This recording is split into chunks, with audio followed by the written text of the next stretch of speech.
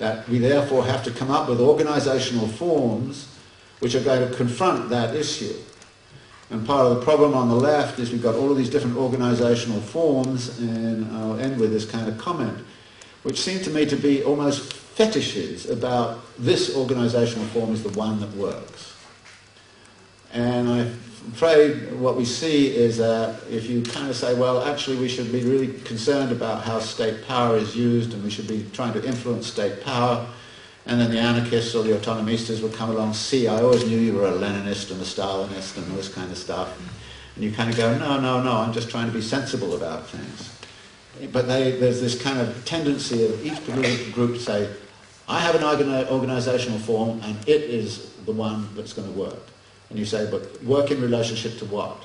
Some of these organizational forms work very well at local scales and small scales. The big problem is they don't, as it were, aggregate up. They don't jump scale to another level of political organisation.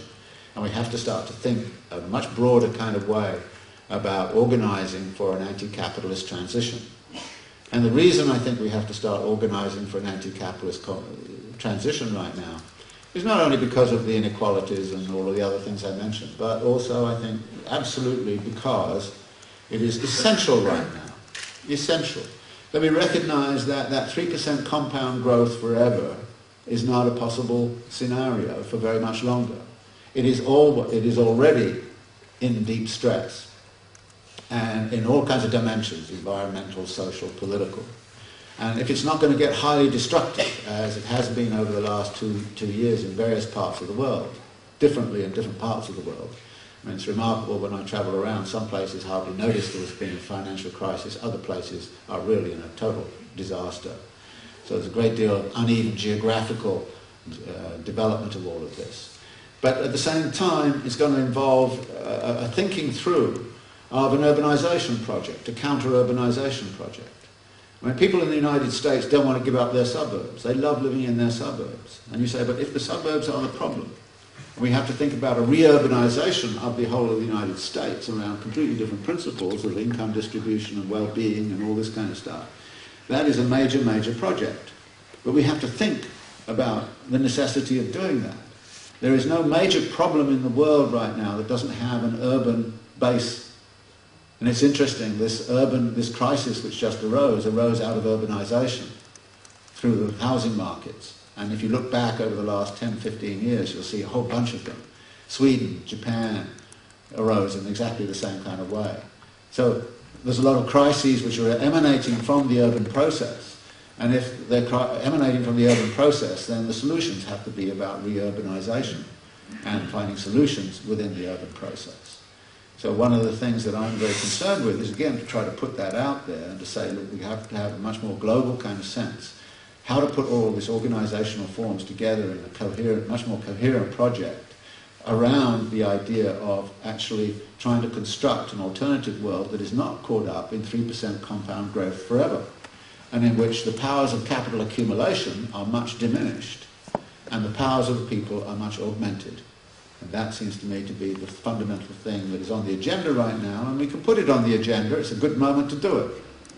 But all it's going to take is a lot of people saying, yeah, okay, we're going to think about this, and we are going to work on it coherently. And I hope that you will join with me in trying to do that. Thank you very much.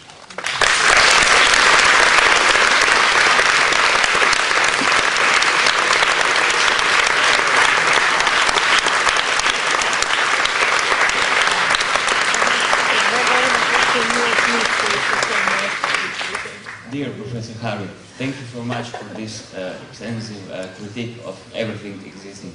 Yes. You've got the point, yeah. Yeah. Okay. Do you still have some energy for... Yeah, of course. Yeah, of course. Okay, questions, please. We'll first collect the questions. Yeah.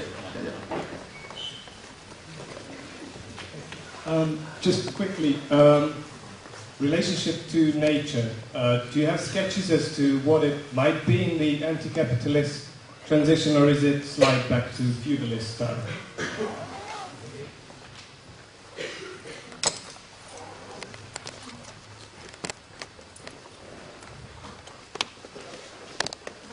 I have a question related to architecture, if I may. First of all, thank you for explaining this crisis, because only now I understand how it actually happened, the last one.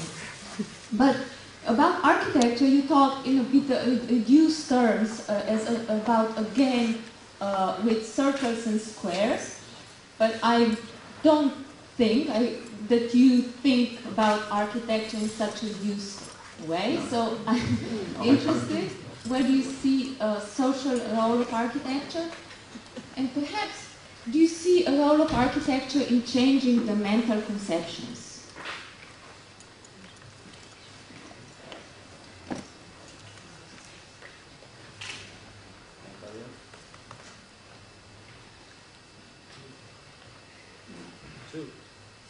Oh, okay.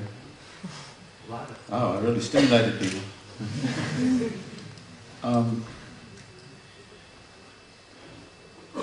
You know, in the relation to nature, I tend to have to rely very much on my colleagues who are working on,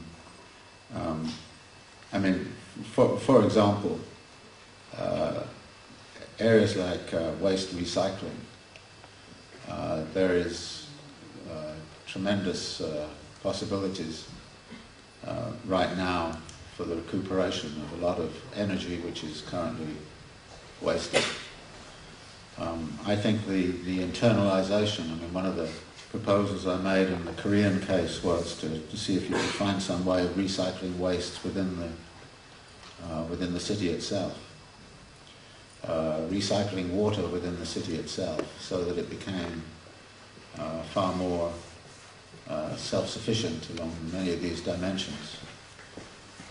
So I don't know, this is not about going back to some sort of feudal kind of, you know, touchy-feely stuff with, I mean, it's this modernization, finishing the modernization project properly. Around the idea of trying to modulate the way in which we use resources, and water is of course one of the global ones which is crucial right now. We need to move away from, when I talk about suburbanization, it's about trying to reorganize the relationship between living and working in such a way that commuting no longer becomes so significant. I don't believe in, I believe in high density urbanization as being one of the answers, but I have discussions about that. I think urban sprawl is a real problem. And so there are many things to be done there, which takes me, if you like, to the question on architecture, that when I kind of say that there are many other forms of there are some architects who seem to me just about, trying to build spectacular buildings. The big name architects and signature buildings, and a Gehry building or something like that. Frankly, I prefer to associate more with people who are architects and urbanists at the same time. Which is one of the reasons I was very disappointed with Isazaki's intervention, because I read some of his urbanist stuff and I really like it. I think he's very thoughtful about urbanization in general, and I was a little surprised that. So I was looking forward to meeting with him and talking with him about the urbanization kind of side of things, but he didn't want to talk about it. And I think this is one of the problems that name architects have, is they're so busy getting commissions and all this kind of stuff to make buildings, and that's they forget. But some of my some very good colleagues in New York City now who are very much into things like right to the city, and want to work on right to the city, and want to bring together urban design and those kinds of questions. So no, I don't think architects like that. They do that sometimes. I mean, they really do. I mean, I'm sure any architect here will admit that there is this kind of formalistic side of it that gets into conversations of that sort, and loses a lot of its kind of social content and how you keep that social content in architecture schools is a little bit of a problem. But the people I know who keep a lot of the social content very, very firmly up front are not necessarily highly valued faculty in the architecture schools, and that's itself a problem. One of the problems we have, by the way,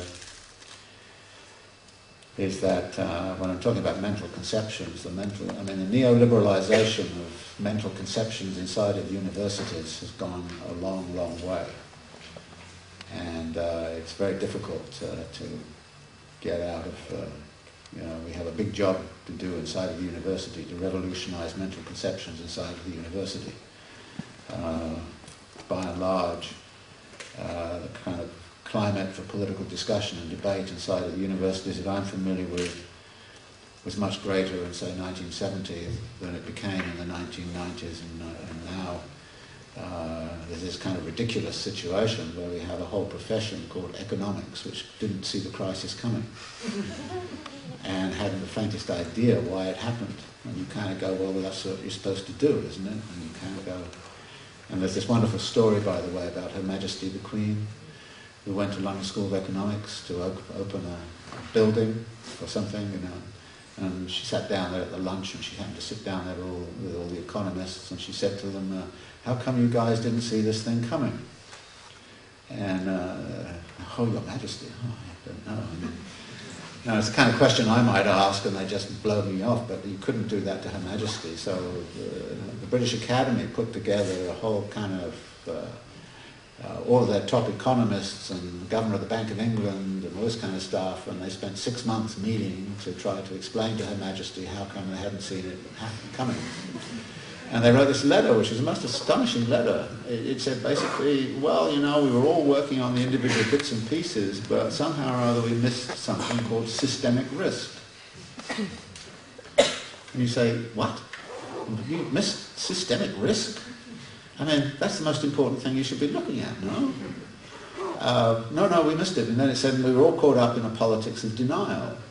And I thought this is a fantastic letter. And now the International Monetary Fund just issued a report on saying the study of systemic risk is in its infancy, and we're only just beginning to think about how to understand systemic risks. So one of the things I did in the book was say, well, actually, the translation of systemic risk into Marxian language is the internal contradictions of capitalism. So maybe, I'll write you a little essay on the internal contradictions of capitalism. It will save you a lot of trouble by, doing your research on systemic risk, because this is where it all comes from. And I was very surprised. I got a rather nice review in the IMF journal of the book, who kind of said, well, I don't buy the argument, but I buy the book. That was kind of a nice thing.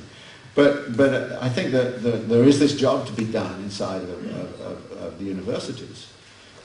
Students are learning neoliberal crap most of the time, and a lot of courses they take.